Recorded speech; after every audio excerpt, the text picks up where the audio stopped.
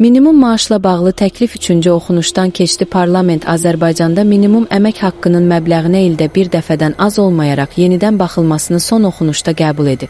Dairə Media Axar Aza istinadla xəbər verir ki, Əmək Məcəlləsinə təklif edilən dəyişikliklər Milli Məclisin yaz sessiyasının bugünkü plenar iclasında müzakirə olunub. Dəyişikliyə əsasən minimum əmək haqqının məbləğinə müvafiq icra hakimiyyəti orqanının müəyyən etdiyi orqanın təklifləri əsasında müvafiq icra hakimiyyəti orqanının müəyyən etdiyi orqan tərəfindən ildə bir dəfədən az olmayaraq yenidən baxılacaq. Qeyd edilib ki, işçilərin minimum yaşayış səviyyəsini təmin edən və bugün bütün dünyada sosial siyasət alətlərindən biri olan minimum əmək haqqının tənzimlənməsi bir çox beynəlxalq qurumların, xüsusən də Beynəlxalq Əmək Təşkilatının həll etdiyi və diqqətdə saxladığı məsələlərdəndir.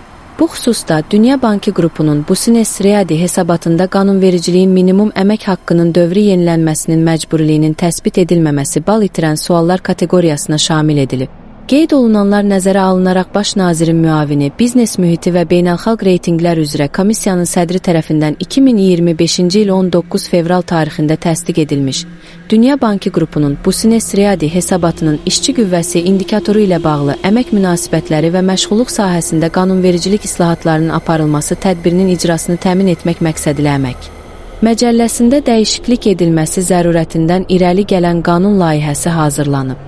Bildirilib ki, layihənin qəbulu ölkədə sosial müdafiənin effektiv aləti sayılan minimum əmək haqqının müəyyənləşməsinin dövriliyini təmin edəcək və sözügedən hesabatda qeyd olunan sualla bağlı ölkənin bal itirilməsi səbəbi aradan qalxacaq. Müzakirələrdən sonra səs verməyə çıxarılaraq 3-cü oxunuşda qəbul edildi.